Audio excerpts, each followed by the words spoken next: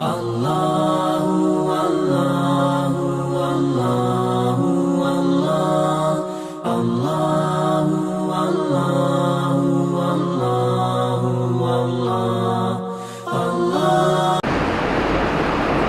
علیکم ورحمۃ اللہ وبرکاتہ۔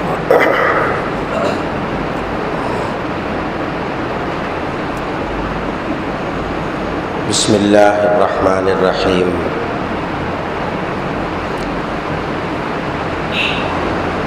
الحمد للہ رب العالمین، والصلاة والسلام علی سید الانبیاء والمرسلین، لا الہ الا اللہ الحلیم الکریم، سبحان اللہ رب العرش العظیم، الحمد للہ رب العالمین۔ قال اللہ تبارک و تعالی فی کلامہ المجید والفرقان الحمید، فاعوذ باللہ من الشیطان الرجیم، بسم اللہ الرحمن الرحیم۔ استصعدون ولا تلوون على احد والرسول يدعوكم في اخراكم فاصابكم غما بغم لكي لا تحزنوا على ما فاتكم ولا ما اصابكم والله خبير بما تعملون، صدق الله العظيم۔ قال النبي صلى الله عليه وسلم: من رجل یشتری لنا نفسه، او کما قال صلی اللہ علیہ وسلم۔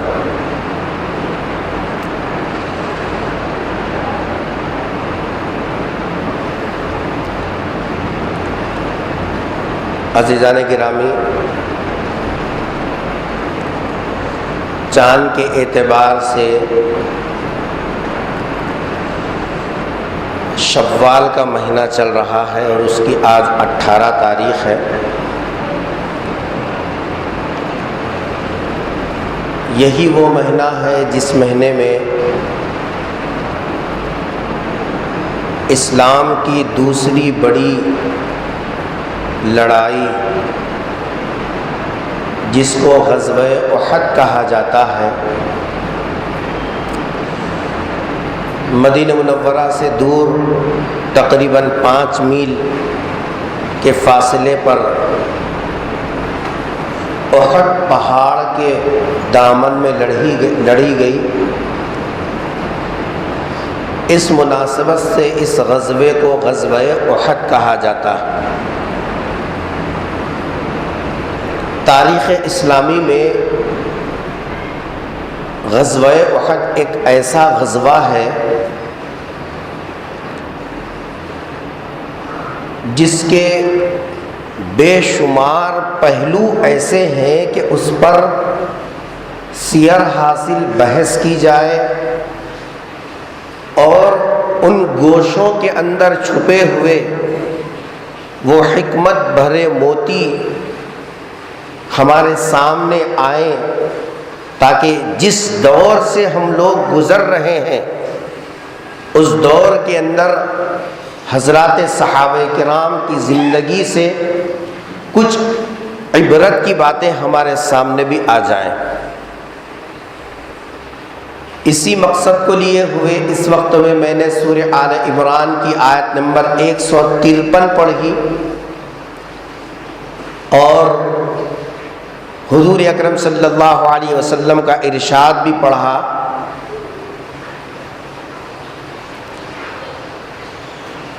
اسلامی تاریخ سے واقف ہر آدمی جانتا ہے کہ حضور اکرم صلی اللہ علیہ وسلم مکہ مکرمہ میں 53 سال تک رہے۔ کتنے سال؟ 53 سال۔ 40 سال تو آپ کے نبوت سے پہلے کے ہیں اور 40 سال میں آپ کی نبوت کا اعلان کروایا گیا اور قرآن کریم آپ کے اوپر اترنا شروع ہوا۔ اس کے 13 سال تک حضور اکرم صلی اللہ علیہ وسلم مکہ مکرمہ میں رہے۔ یہ جو 13 سال کا عرصہ تھا اسلامی تاریخ کا ایسا مظلوم اور ایسا زخم خوردہ عرصہ تھا کہ جس کے اندر اسلام کی نسبت پر، کلمے کی نسبت پر حضور اکرم صلی اللہ علیہ وسلم سمیت حضرات صحابہ کرام کے اوپر وہ ظلم و ستم کے پہاڑ ڈھائے گئے جس کا تصور بھی انسان کو آرام سے محروم کر دیتا۔ آج وہ حالات سناتے ہیں تو یقین کرنا کبھی مشکل ہو جاتا ہے۔ کیا کوئی یہ سمجھ سکتا ہے کہ ایک عورت ذات کو محض اس بنیاد پر کہ جی صاحب وہ حضور اکرم صلی اللہ علیہ وسلم کے دامن سے وابستہ ہوئی، پانی میں ڈبکیاں لگا لگا کر اس کو مجبور کیا گیا ہو حضور اکرم صلی اللہ علیہ وسلم کے کلمے سے دستبردار ہونے کے لیے، اور جب وہ کسی طریقے سے مانی نہیں تو آپ عورت کے اوپر تیر چلایا گیا ہو اور اس کے ہاتھ اور پاؤں مخالف سمتوں میں گھوڑوں سے باندھ کر چلا کر بیچ میں سے چیڑ دیا گیا ہو، کیا اس زمانے میں کوئی آدمی سوچ سکتا؟ صرف اسلام کے خاطر پیسے کے لیے جان دینے کی باتیں تو سمجھ میں آتی ہیں، عزت کے لیے مر مٹنے کی باتیں تو سمجھ میں آتی ہیں، عہدوں کے لیے قتل ہوتے ہوئے نظر آتے ہیں، لیکن صرف ایمان کے لیے اس طریقے کی قربانیاں، اس کی سچائی پر بھی کبھی کبھی ہم کو شک ہونے لگتا ہے۔ لیکن تاریخ گواہ ہے حضرات صحابہ کرام نے مکے کی پورا 13 سالہ زندگی میں وہ تمام ظلموں کو سہا ہے جس کا تصور ایک انصاف پسند آدمی کر نہیں سکتا۔ اللہ تبارک و تعالیٰ نے 13 سال کے بعد حکم دیا کہ تم ہجرت کر کے اب آگے چلو۔ حضور اکرم صلی اللہ علیہ وسلم اپنے ساتھیوں کے ساتھ ایک ایک کر کے مدینہ منورہ تشریف لے گئے، اور وہاں دوسرے سال اسلام کی پہلی جنگ لڑی گئی جس کے اندر مشرکین کے 70 بڑے بڑے سورما مارے گئے، 70 بڑے بڑے لوگ گرفتار ہوئے۔ ظاہر بات ہے کہ اس کا کچھ نہ کچھ تو اثر ہوگا۔ ان کے خیموں میں ہلچل تھی، ان کے راتوں کی نیندیں اڑی ہوئی تھیں کہ ہمارے نامور لوگ ختم ہوئے اور ہمارے بڑے بڑے لوگ گرفتار ہوئے۔ اس لیے ان لوگوں نے اندر ہی اندر ایسی تیاری شروع کی کہ ایک بارگی اسلام کو زمین سے ختم کر دیں، اور حضور اکرم صلی اللہ علیہ وسلم کو برابر اس کی اطلاعات ملتی رہیں، اور وہ لوگ جب وہاں سے چلے ہیں اپنے قافلے کو لے کر، 3000 کا لشکر تھا جو ساز و سامان سے لیس ہو کر، صرف مرد نہیں ساتھ میں عورتیں بھی تھیں۔ عرب کے اندر جب عورتیں کسی جنگ میں شریک ہو جاتی تو اب مردوں کا جنگ کے میدان سے پیچھے ہٹنا بھی نامردی کی پہچان تھی۔ بھاگنا تو دور کی بات ہے، اگر کوئی میدان جنگ چھوڑ کے بھاگ جاتا تو پھر عورت قریب بھی آنے نہیں دیتی، عرب کا یہ اصول تھا۔ تو ساتھ میں عورتیں بھی آ رہی ہیں تو اس کا مطلب یہ ہے کہ اب یہ فیصلہ کن مرحلہ ہے۔ حضور اکرم صلی اللہ علیہ وسلم کو جب اس کی اطلاع ملی تو آپ صلی اللہ علیہ وسلم نے حضرات صحابہ کرام کو بلا کر مشورہ کیا کیا کرنا چاہیے۔ آپ صلی اللہ علیہ وسلم کی رائے یہ تھی کہ اندر ہی لے کر لڑیں گے، لیکن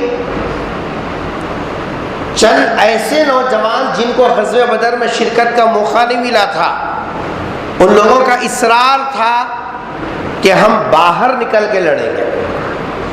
چنانچہ پیغمبر صلی اللہ علیہ وسلم نے ان کے جذبات کی رعایت کی، اور پھر آپ ہتھیار پہن کر، جنگی لباس پہن کر 1000 صحابہ کرام کو لے کر مدینہ منورہ سے نکل کھڑے ہوئے. آپ وہاں سے نکلے. احد ایک پہاڑ کا نام ہے. جو لوگ حج کو گئے ہیں یا جانے والے ہیں، اللہ کرے کہ سب کو وہاں کا دیدار نصیب ہو، نبی کے شہر کا. احد کا پہاڑ کیا ہے معلوم ہے؟ احد اصل میں احد سے ہے. احد کے معنی قل هو اللہ احد. دنیا کے جتنے پہاڑ ہیں، دنیا کے جتنے پہاڑ ہیں، ان تمام پہاڑوں میں سب سے زیادہ اللہ کی توحید بیان کرنے والا یہ پہاڑ ہے. کائنات کی ہر چیز اللہ کی تسبیح بیان کرتی ہے. یسبح لہ ما فی السماوات و ما فی الارض. زمین و آسمان کی ہر چیز اللہ کی تعریف، اللہ کی توصیف، اللہ کی تحمید، اللہ کی تکبیر، اللہ کا یہ سب کائنات کی ہر چیز بیان کرتی ہے. وَلَٰكِن لَّا تَفْقَهُونَ تَسْبِيحَهُمْ. اللہ فرماتے ہیں لیکن تم ان کی تسبیح کو سمجھ نہیں سکتے. تم ان کی تسبیح کو سمجھ نہیں سکتے کیونکہ اللہ نے ہمارے فہم کو محدود کیا. گونگے بھی دیکھو اشارے سے BA کر رہے ہیں، ان کے بھی کالجاں ہیں، ان کے بھی نوکریاں سب ہے. تم میں دونوں کو سمجھ نہیں سکتے، لیکن ان کا جو استاد رہتا ہے ماسٹر، وہ پوری باتیں سنتا بھی ہے، سمجھتا بھی ہے، سمجھا بھی دیتا. ہم جیسا آدمی ہے لیکن اس کے اشاروں سے ہم مضمون نہیں سمجھ رہے، ہماری سمجھ محدود ہے. کائنات کی ہر چیز کی تسبیح ہم نہیں سمجھ سکتے. اللہ خود فرما رہے وَلَٰكِن لَّا تَفْقَهُونَ تَسْبِيحَهُمْ. تم ان کے تسبیح کو نہیں سمجھ سکتے. اللہ جانتا ہے کون کیسی تسبیح بیان کر رہا ہے. کائنات کی ہر چیز بیان کرے، اور یہ اشرف المخلوقات ہو کر کبھی بھولے سے اللہ کو یاد نہ کرے. اشرف ہے. پھر سب سے زیادہ پوری دنیا کے پہاڑوں میں سب سے زیادہ اللہ کی توحید بیان کرنے والا یہ کیا ہے؟ پہاڑ ہے. اس لیے اس کا نام احد رکھا گیا. اور ایک بات سنو، حضور اکرم صلی اللہ علیہ وسلم نے حضرات صحابہ کرام کے انفاق فی سبیل اللہ کے جذبے کو بتاتے ہوئے ارشاد فرمایا. مثال کے اندر جس پہاڑ کا نام لیا وہ احد پہاڑ کا ہے. فرمایا صحابہ کرام ایک مٹھی جو اللہ کے راستے میں دے. آج کا مسلمان اگر ایک مٹھی جو اللہ کے راستے میں صدقہ کرے، صحابہ فرمایا آج کا آدمی احد پہاڑ کے برابر بھی سونا خرچ کرے، صحابہ کی مٹھی جو کے مقابلہ نہیں کر سکتا. کس پہاڑ کا نام لیا؟ احد پہاڑ کا نام لیا. اسی لیے محدثین و مفسرین نے لکھا کہ احد پہاڑ کے دیکھ صاحب نیچے سونا رکھا اللہ تبارک و تعالیٰ نے، اور حضور کے لیے اللہ نے جو پیشکش کی کہ اے حبیب اگر آپ چاہیں تو ہم احد پہاڑ کو سونا بنا کر آپ کے تابع کر دیں.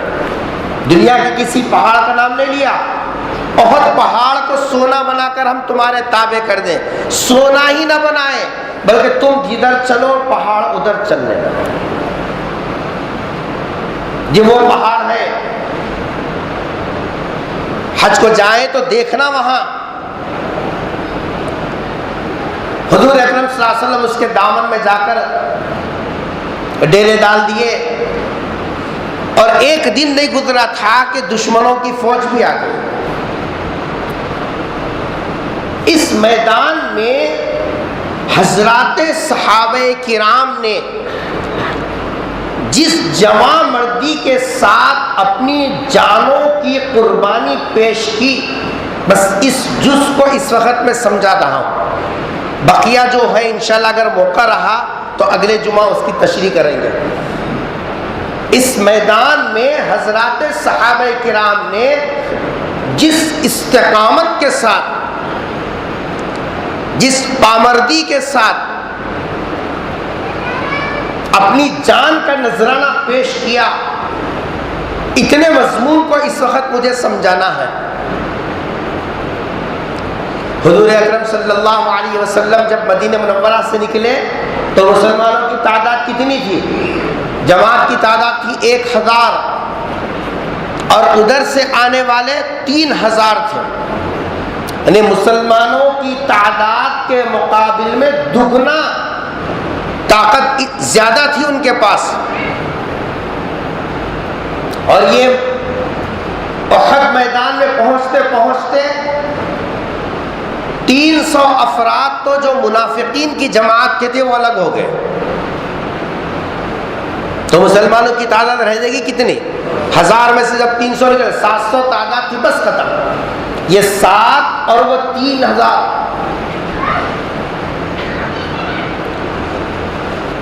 حضور اکرم صلی اللہ علیہ وسلم نے حضرات صحابہ کرام کو ان کی سب بندی خود حضور اکرم صلی اللہ علیہ وسلم نے کی۔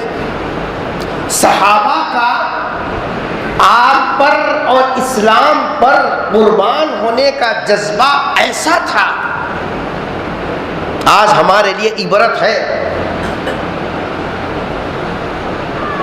ایک صحابی ہے عبداللہ بن جہش رضی اللہ تعالیٰ عنہ، انہوں نے اپنے ایک ساتھی کو لیا اور کہا کہ آؤ بیٹھو دونوں دعا کریں گے۔ آج تو ہماری دعائیں کیسی ہوتی ہیں؟ اللہ میاں انٹرویو کو جا رہا ہوں، کامیاب ہو جان دے، پروموشن ملنے کے امکانات ہے، پروموشن ہو جانے دے۔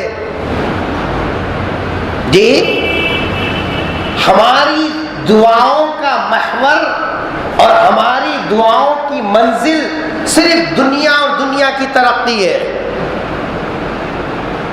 ہماری پوری دعائیں 24 گھنٹے کی دعائیں نکال کے انصاف کے ساتھ تجزیہ کرو، ڈیوائڈ کر کے دیکھو ہماری دعائیں جو ہم دن بھر میں 5 مرتبہ بھی اگر کریں دعا، تو اس کو ڈیوائڈ کر کے دیکھو اس میں سے کتنا حصہ دنیا کے لیے مانگا اور کتنا حصہ اس کا آخرت کے تعلق سے۔ پتہ چلے گا کہ ہمارا رجحان کدھر ہے۔ کہا کہ آؤ، ساتھی کو پکڑا، کہا کہ آؤ دونوں مل کے دعا کریں گے۔ ساتھی سے کہا تم پہلے دعا کرو، میں آمین بولتا ہوں، اس کے بعد میں دعا کروں گا، تم آمین بولنا۔ آمین کیا ہے معلوم ہے؟ آمین کا مطلب ہے اے اللہ تو ایسا ہی کر، جو دعا کی جا رہی ہے اے اللہ تو ایسا ہی کر، میں بھی اس میں شریک ہوں۔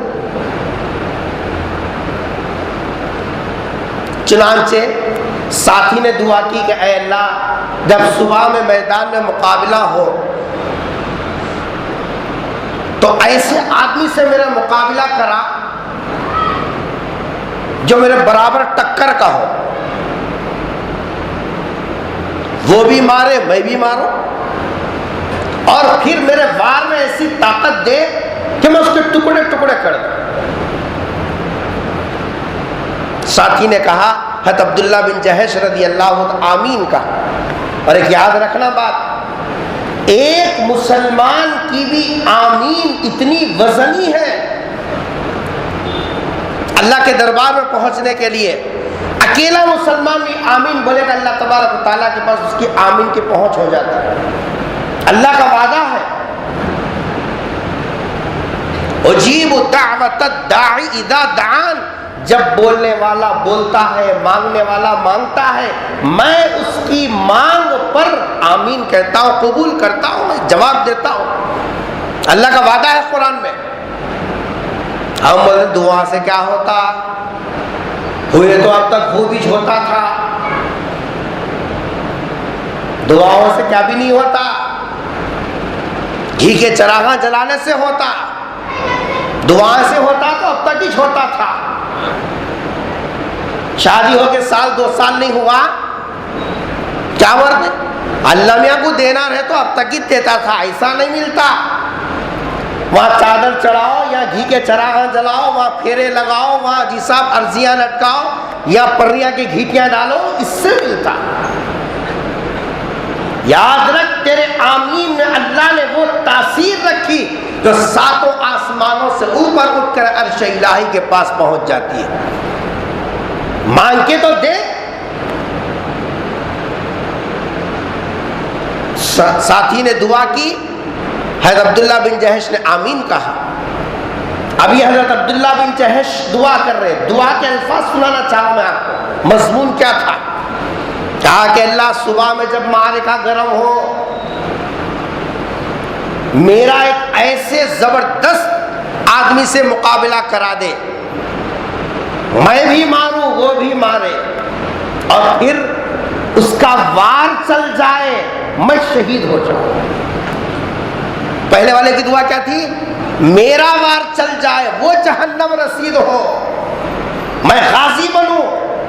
اور یہ عبداللہ بن جہش کی دعا کا مضمون دیکھیے، فرمانے اس کا وار چلے، میں شہید ہو جاؤں، اور پھر وہ میرے کان کاٹے، میری آنکھ نکالے، میرا سینہ چیرے، میرے جسم کے ٹکڑے کرے، احد کے میدان میں پھیلا دے۔ کل کو جب میں تیرے دربار میں حاضر ہوں تو پوچھے گا کہ عبداللہ کیا لایا، میری نسبت کے اوپر تو نے کیا کیا؟ جان تو میں نے دی تھی تجھے، جوانی میری تھی، میں نے تجھے عطا کی تھی، کیا کیا؟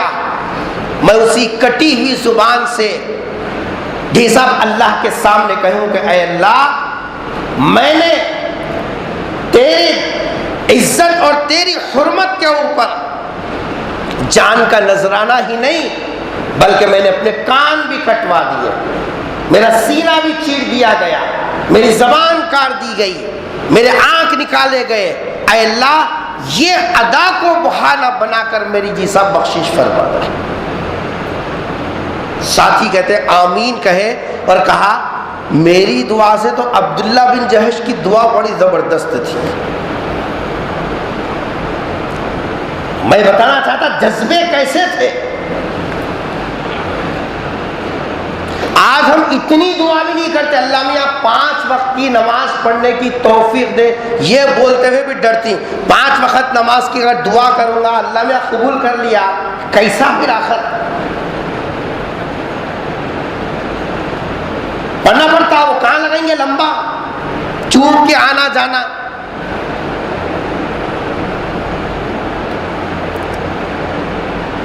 ایک صحابی تھے جن کا نام تھا حضرت سعد بن ربیع رضی اللہ تعالی عنہ۔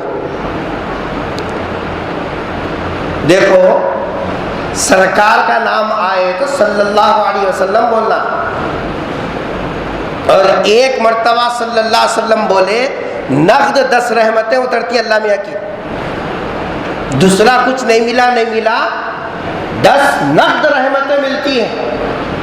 اور پورے 50 منٹ 1 گھنٹے کے بیان میں کتنے مرتبہ سرکار کا نام آتا ہے، جتنے مرتبہ بولے کہ اتنے 10 رحمتیں اترے گی۔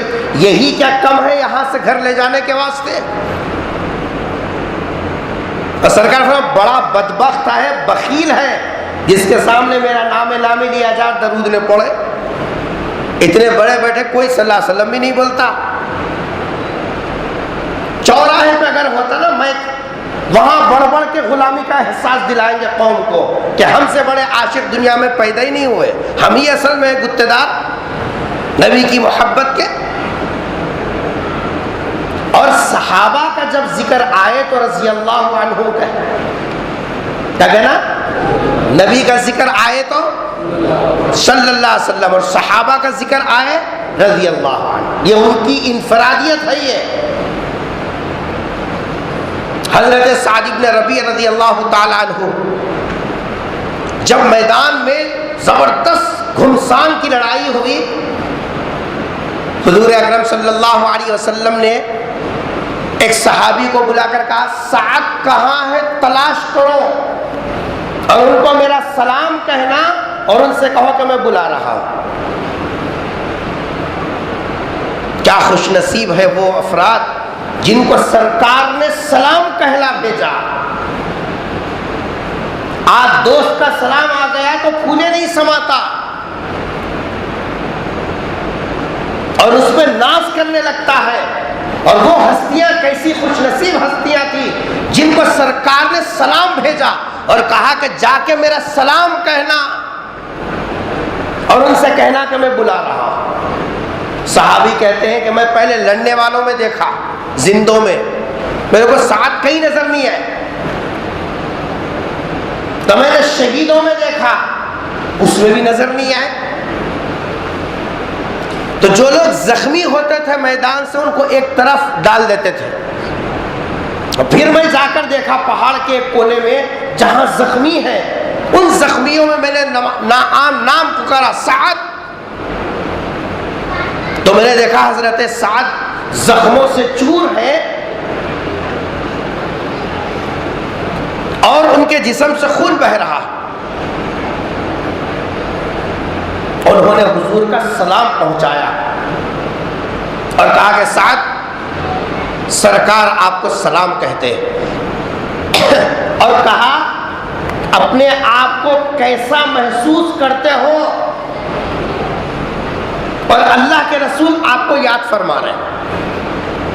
روایتیں اٹھا کے دیکھو، جب یہ جملہ سنا کہ سرکار آپ کو بلاتے ہیں، قرآن میں مضمون یہ ہے جب پیغمبر بلائے کسی حالت میں ہو، چھوڑ کے حضور کی آواز کی طرف لبیک کہنا ضرور فرض ہے۔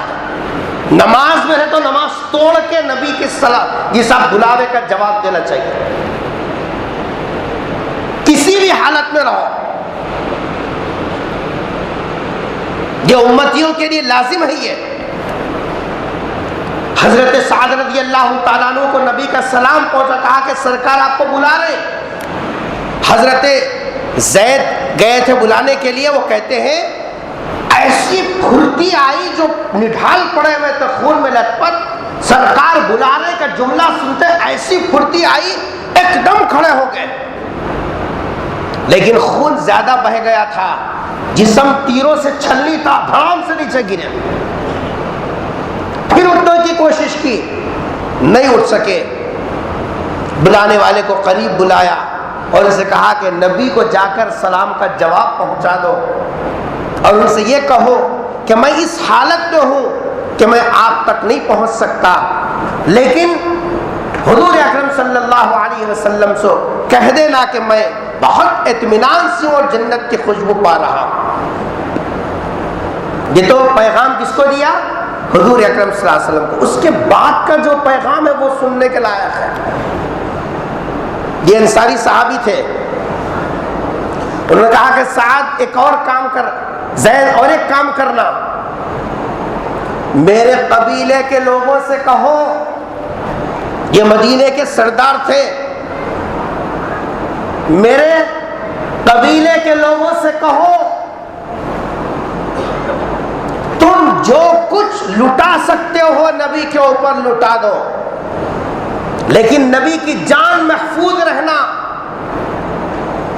اگر تم نے نبی کی حفاظت میں کوتاہی کی، کل کے دن میں اللہ کے دربار میں گریبان پکڑوں گا۔ یہ کہہ کر جی صاحب ان کی نکل گئی، شہید ہو گئے۔ کیا پیغام دیا اپنے قوم کو؟ میرے قوم کے لوگوں سے کہنا جو کچھ لٹا سکتے ہو لٹا دو، لیکن نبی کی جان محفوظ رہنا۔ اگر تم نے لٹانے میں کچھ کمی کی اور پیغمبر صلی اللہ علیہ وسلم کو کچھ ہو گیا تو کل کے دن میں اللہ کے دربار میں تمہارے لیے جی صاحب تمہارا گریبان پکڑوں گا۔ کیا جذبات تھے حضور اکرم صلی اللہ علیہ وسلم کی حفاظت اور آپ کی ذات سے۔ موت کے وقت میں نہ گھر یاد آیا، موت کے وقت میں نہ بیوی یاد آئی، موت کے وقت میں نہ جائیداد یاد آئی، موت کے وقت میں نہ بچے یاد آئے۔ یاد آئے تو ان کو پیغمبر صلی اللہ علیہ وسلم یاد آئے، اور اپنی امت کو، اپنے قبیلے اور قوم کو یہ پیغام دیا دیا. یہ نہیں کہا کہ میں جا رہا ہوں میرا گھر دیکھنا, یہ نہیں کہا کہ میرے بچے چھوٹے ہیں ان کا خیال کرنا, بلکہ یہ کہا کہ نبی اگر نبی کو کچھ ہو گیا تو میں کل کے دن تمہارا گلا پکڑوں گا. کیوں؟ جو کچھ ان کے پاس تھا وہ سب نبی کی تربیت کا اثر تھا. انہوں نے کن سے سیکھا تھا؟ نبی سے. کلمہ ملا تو کس کے طفیل میں ملا؟ ارے بولو نا, سب سو رہے ہیں الحمدللہ ماشاءاللہ. پانی نہا کے آئے نا, سو رہی ہیں وہ کیا, اور بعض تو آدھے مٹھا بھی کھا کے آئے ہوں گے, ادھر سے بوندی بغیر اس کے, اور تو سونے پر سہاگا ہے. ارے حضرت سعد رضی اللہ تعالی عنہ نے, یہ صاحب جو ہے کلمہ ملا حضرت سعد کو تو کہاں سے ملا؟ حضور سے ملا نا جی. سعد کو ایمان کی دولت ملی حضور کے پاس سے. سعد کی تربیت ہوئی حضور کی صحبت میں. اچھے برے کی تمیز ملی حضور کے پاس سے. قرآن سیکھا, بولتے کیوں نہیں, حضور کے پاس سے. اللہ کی پہچان ہوئی حضور اکرم صلی اللہ علیہ وسلم کے صدقے میں. یہ سب کچھ جو سعد کے پاس ہے یہ تو حضور کے صدقے میں ملا. ایمان پر جان دینے کا جذبہ بھی ملا تو کہاں سے ملا؟ حضور کے پاس سے ملا.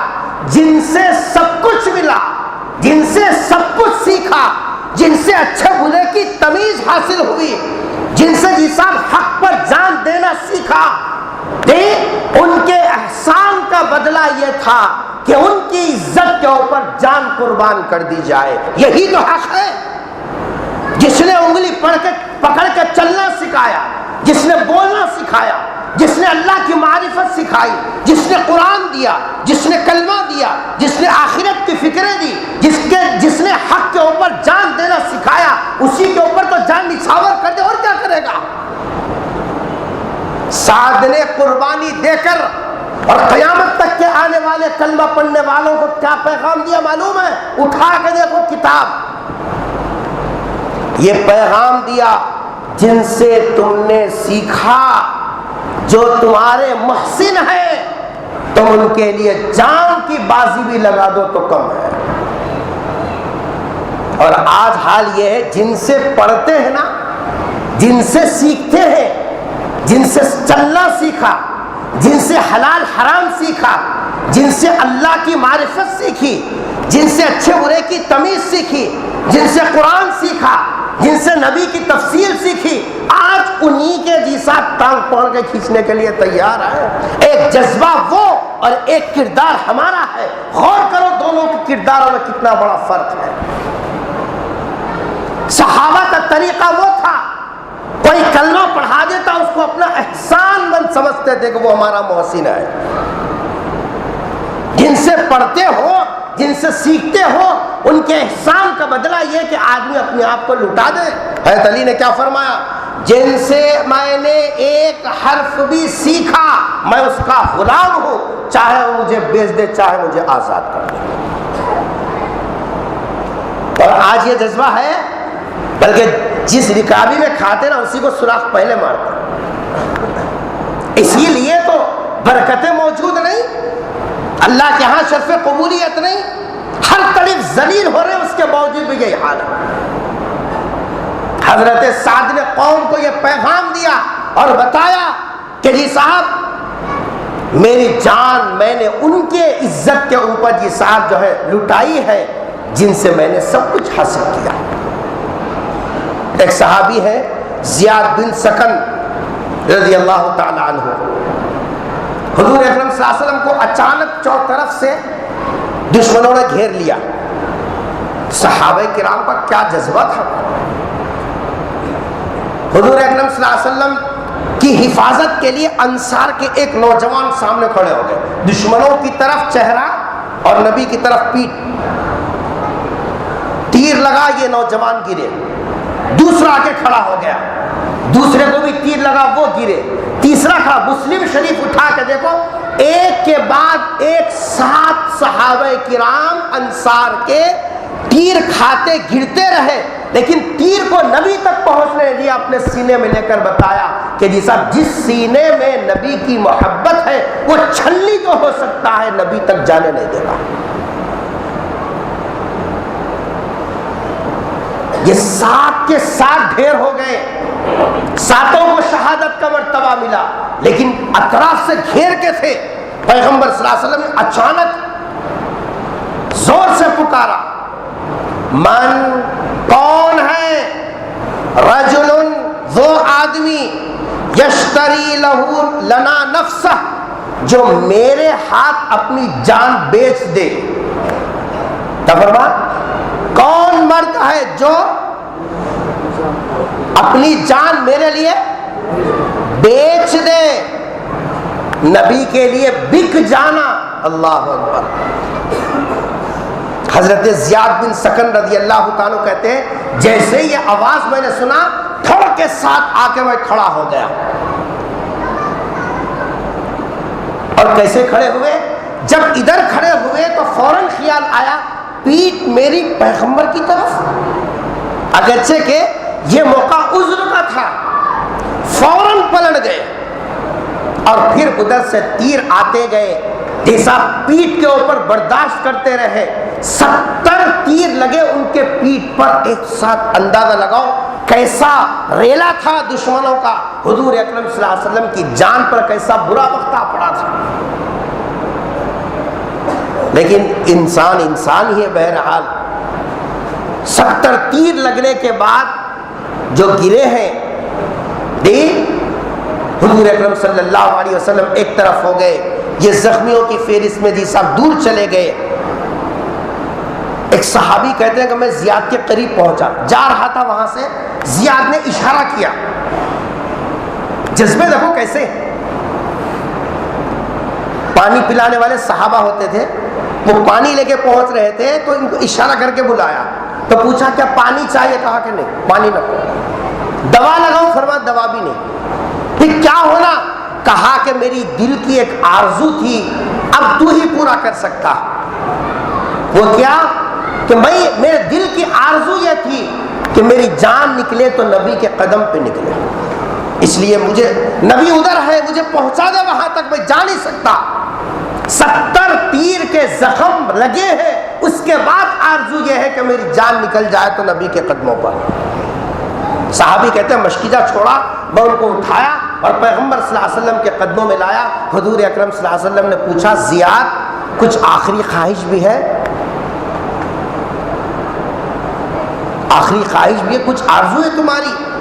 کیا جواب دیا سر؟ حضرت زیاد رضی اللہ تعالیٰ عنہ نے فرمایا اللہ کے نبی، اگرچہ کہ میرا چہرہ خون سے آلود ہے، میرا جسم دیکھ صاحب جو ہے تیروں سے چھلنی ہو گیا، آپ پاک ہیں، میرا جسم خون نکل کے ناپاک ہو گیا، لیکن میں یہ چاہتا ہوں کہ قدم آپ کے ہوں، گال میرے ہوں، اس حالت میں اللہ کے دربار میں پہنچ جاؤں۔ یہ کہتے ہوئے قریب ہو کر پیغمبر کے پیروں کو پکڑ کر اپنے گلے صاحب کلوں کو لگایا، اور اسی حالت کے اندر صاحب جو ہے جان چھوڑی۔ پیغمبر صلی اللہ علیہ وسلم نے فرمایا ارے جنتی کو دیکھنا، تو یہ دیکھو جنت میں جا رہا، جنت میں جا رہا۔ کن کے قدموں میں جان نچھاور کی؟ ارے کن کے قدموں میں کی؟ آج تو زمین پر ہماری جان، جھوٹی شانوں پہ ہماری جان، عہدوں پہ ہماری جان، مال کے ریلوں پر ہماری جان۔ وہ صحابہ تھے جنہوں نے نبی کے قدموں میں اپنے جان کا نذرانہ پیش کر کے امت کو بتلایا۔ ایک ایمان والے کے دل کی آرزو یہ ہو وہ پیغمبر صلی اللہ علیہ وسلم کے قدموں میں اپنی جان نچھاور کرے۔ انہوں نے تو قدم پر جان نچھاور کی، ان کے پاس موقع تھا، سرکار موجود تھے۔ اگر آج کوئی اپنی جان نچھاور کرنا چاہے، جان کی بات تو دور کی ہے، نبی کی سنت پہ آن نچھاور نہیں کر سکتا۔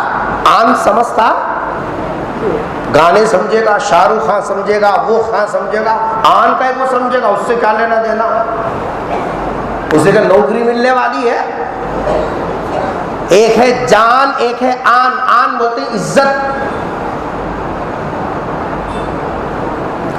صحابہ نے تو جان نچھاور کی نبی کے قدموں میں، آج نبی کی سنت پہ اپنی عزت لگانے کے لیے تیار نہیں ہے۔ رمضان صاحب داڑھی کاٹے تو کراڑا بولتا ہی، اپنی عزت داڑھی کاٹنے میں دیکھ رہا،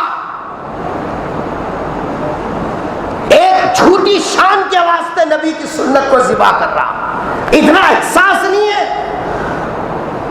پیغمبر صلی اللہ علیہ وسلم کے لیے؟ کیا اپنی عزت قربان نہیں کر سکتا؟ لوگ کیا بولیں گے؟ ارے لوگ چاہے کچھ بھی کہے، خدا کیا بولے گا؟ اللہ کو کہنے کو تو منہ رہے گا، اللہ میرے پاس تو کچھ نہیں ہے، تیرے نبی کی شباہت ہے، حقیقت اس کو تو کر دے دی، میں تیرے محبوب کی شباہت لے کے آیا ہوں، سرکار کی شباہت بھی لے کے جائیں گے، دی وہ بھی بخشا جائے گا کہ نہیں بخشا جائے گا؟ وہ جان نچھاور کر رہے ہیں، ہم آن نچھاور کرنے کے لیے تیار نہیں ہے۔ آج ہمارے گھروں سے نبی کی سنتوں کے جنازے نکل رہے ہیں، کسی کو احساس ہی نہیں ہے، اس پہ دادا گیری ہے، اس پہ دینداری کا ڈھنڈورا ہے، اس پہ میں بول رہے ہیں، اس پہ کل کو اگر اس حالت میں اللہ کے دربار میں حاضری ہو، سرکار کے سامنے حوض کوثر پہ کھڑے ہو کر کیسا جام مانگیں گے؟ کیسے نبی کریم صلی اللہ علیہ وسلم سے کہیں گے کہ اللہ کے نبی جو ہے آپ کے ہاتھ سے جام پلا دیجئے؟ اس واسطے کہ حدیث میں فرمایا جس کو نبی کی ہاتھ سے جام مل گیا، پانی پینے کو مل گیا، پھر جنت میں جانے تک کبھی پیاس ہی نہیں لگے گی۔ اور ایک بات یاد رکھنا، جنت میں جانے تک کا مطلب کیا؟ جنت میں جانے کے بعد پیاس لگیں گی؟ دنیا میں شاید اس سے پہلے بھی کہا تھا، یہ دنیا میں جو کھانا پینا ہوتا ہے یہ بھوک اور پیاس کے تقاضے کی تکمیل و تلافی کے لیے ہوتا ہے۔ بھوک لگی تو اس کا ریکورنگ کیسا کرتے ہیں؟ کھانے سے۔ پیاس لگی تو پانی سے اس کو کور کرتے ہیں۔ جنت میں بھی کھانا ہے پینا، کلو واشربو ہنیئا، کھاؤ اور پیو مزے سے۔ جنت میں بھی کھانا پینا ہے، لیکن جنت کا کھانا، جنت کا پینا بھوک اور پیاس کی وجہ سے نہیں ہوگا۔ بھوک اور پیاس تو عیب ہے، بھوک اور پیاس کی وجہ سے نہیں ہوگا۔ وہاں صرف کھائے گا لذت کے واسطے، مزے کے واسطے۔ ٹیسٹ کیا ٹیسٹ ہوگا؟ مفسرین نے لکھا سورہ رحمان کی تفسیر کے اندر، کوئی چیز اگر مثلا زیتون کا ذکر جنت کے حساب جو ہے میووں میں سے ذکر کیا گیا، ایک مرتبہ منہ میں لقمہ لے گا زیتون کا ایک ٹکڑا تو وہ مزہ الگ ہوگا، وہ اسی پکڑے ہوئے زیتون کے دوسرے حصے کو لگا، اس کا مزہ الگ ہوگا۔ ہر کاش کا جیسا مزہ الگ۔ وہ کھائے گا تو لذت کے واسطے، بھوک کے واسطے نہیں، پیے گا بھی تو لذت کے لیے، سرور کے لیے پیے گا، پیاس کی وجہ سے نہیں۔ جنت میں جانے تک پیاس ہے اور بھوک ہے، دوزخ میں البتہ بھوک اور پیاس ہے۔ بولے گا پانی پانی، استغیثون ربکم، پکاریں گے پانی پانی پانی، دوزخی پکاریں گے پانی اور کھانا۔ تو جنت کے اندر جو پانی ہوگا، ایسا وہ پینے کے لیے جو مشروبات دیے جائیں گے وہ تو صرف لذت کے واسطے دیے جائیں گے۔ تو نبی کے ہاتھ سے جام مانگنے کے لیے صورت تو بھی ہونا، بھیک مانگنے کے واسطے بھکاری کا چہرہ تو بھی بنانا، سفاری پہن لے کے، ٹائی ڈال لے کے، استری کے کپڑے مار لے کے بھکاری بھیک مانگنے گیا تو کوئی تو بھیک دیتا، نہیں چلتے سو پیسے بھی نہیں دیتا۔ بھیک مانگنے کے واسطے کم سے کم بھکاری کا روپ تو بھی دھارنا۔ پیغمبر صلی اللہ علیہ وسلم کی شفاعت اور سفارش لینے کے لیے کم سے کم نبی کی نقل نہیں اتار سکتا، اصل نہیں تو نہیں، اتنا بھی اپنی آن کی قربانی نہیں دے سکتا۔ صحابہ جان کی قربانی قدموں میں دے کر دنیا والوں کو بتا رہے، اور نبی فرما رہے دیکھو جنتی جا رہا، جس کو دیکھنا جنتی جنتی۔ جو صحابہ کرام ہیں جو اپنی بے مثال قربانیاں پیش کر کے امت کو بتلا دیا. ایک صحابی اسی غزوہ احد کے اندر حضرت مصعب بن عمیر رضی اللہ تعالیٰ عنہ شہید ہوئے. حضور اکرم صلی اللہ علیہ وسلم نے تلاش کیا تو یہ شہادت ہو گئی تھی، ان کی روح پرواز کر گئی. حضور اکرم صلی اللہ علیہ وسلم ان کو دیکھ کے رونے لگے، آنکھ سے آنسو جاری ہونے لگے. صحابہ نے پوچھا اللہ کے رسول آپ رو رہے ہیں؟ حضور اکرم صلی اللہ علیہ وسلم نے کیا عجیب بات ارشاد فرمائی. ارشاد فرمایا کیوں نہ رو، یہ وہ ہے جس نے ایمان قبول کرنے کی وجہ سے اس کے باپ نے جسم کے کپڑے اتار دیے تھے. حضرت مصعب کے باپ نے صرف ایمان قبول کرنے کی پاداش میں ان کو ننگا کر دیا تھا، بالکل ننگا. ان کی ماں نے جی صاحب ایک چادر دی تھی ان کو، صرف یہ 2 کپڑے لے کر مدینہ میرے پاس آیا تھا. دیکھ آج کلمے پر ہی جان دیا ہے تو آج اس کے پاس یہ حال ہے. حضور نے فرمایا اس کی جو چادریں ہیں اسی چادروں پر ان کو کفن دو، کیونکہ جو شہید ہوتا ہے اس کو غسل نہیں دیا جاتا، جس حالت میں ہے اسی حالت میں اس کی تدفین ہوتی ہے. صحابہ نے کہا اللہ کے رسول اتنے چھوٹے ہیں یہ چادریں، سر کی طرف ڈھانپتے ہیں تو پیر کھل جاتے ہیں، پیر کی طرف ڈھانپتے ہیں تو سر کھل جاتا ہے. سرکار نے فرمایا آیا تھا تو 2 چادر لے کر آیا تھا، آج اس کو کفن بھی جی صاحب نصیب نہیں ہے، اتنا مختصر کفن ہے. حضور رونے لگے اور ارشاد فرما کہ اس کا چہرہ ڈھانپ دو اور پیروں پر گھاس رکھو، کل کے دن اس کی شہادت کی گواہی یہ گھاس دے گی.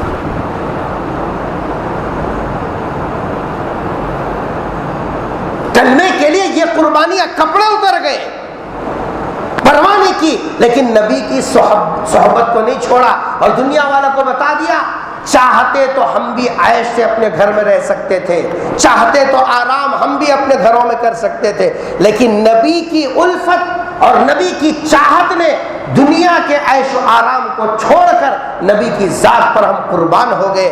آج دنیا والوں کو بتا گئے تمہارے دل میں جب تک نبی کی محبت نہیں آتی اس وقت تک آخرت کی منزلوں کے خواب نہیں دیکھنا. اور آج ہمارے دلوں میں دنیا کی محبت بچی ہوئی ہے، اسی لیے تو سنتوں پر عمل نہیں ہوتا. اللہ کے بندو، حضرات صحابہ کرام نے بے مثال قربانی غزوہ احد کے اندر پیش کر کے امت کے لیے ایک نمونہ چھوڑا. آج پیغمبر صلی اللہ علیہ وسلم دنیا سے پردہ فرما گئے، لیکن ان کی سنتیں، ان کی تعلیمات، ان کا پیغام، ان کا کلمہ، ان کی پیش کردہ قرآن، یہ سب کچھ تو موجود ہے. ہم ان کی حفاظت کے لیے، اس کے اوپر جی صاحب جو ہے عمل کرنے کے لیے کیا تھوڑا سا وقت اور تھوڑی سی جی صاحب جو ہے اپنی انا کی قربانی نہیں دے سکتے تو کیا دیں گے؟ اس لیے آج کا دور وہ دور ہے، ہر آنے والا دن مسلمانوں سے چیخ چیخ کر کہہ رہا ہے تم کو اپنے نبی کی طرز زندگی قبول کرنا پڑے گا، اسی میں تمہاری یہ حفاظت اور عزت ہے. اگر نہیں کرتے ہیں تو جس حال میں رہیں گے اسی حال میں اللہ کے دربار میں جائیں گے، پھر وہاں پھر یہ کہہ نہیں سکتے کہ ہم اے اللہ ہم تیرے نبی کے غلام ہیں. اللہ سے دعا ہے کہ اللہ تبارک و تعالی ہم سب کو یہ صاحب جو ہے ایمان پر اور حضور اکرم صلی اللہ علیہ وسلم کی جیسا لائی شریعت پر ایسا قربان ہونے کی توفیق نصیب فرمائے. اے اللہ ہماری زندگیوں کو سنوار دے. اللہ ہم غافل ہیں مولا، اے اللہ ہماری غفلت کا پردہ دور فرما دے. اے اللہ حقیقت ہمارے سامنے کر دے. اے اللہ آخرت کی فکر پیدا فرما دے. تیرے نبی کے اداؤں پر مر مٹنے کی توفیق نصیب فرما. اے اللہ جو کچھ ہو گیا ہم اس کے اوپر نادم اور شرمندہ ہیں. اے اللہ اگلی زندگی تیرے احکام پر چلنے کی توفیق نصیب فرما. سبحان ربک رب العزت عما یصفون وسلام علی المرسلین والحمد للہ رب العالمین. 5 منٹ بلا 5 منٹ بلا 5 منٹ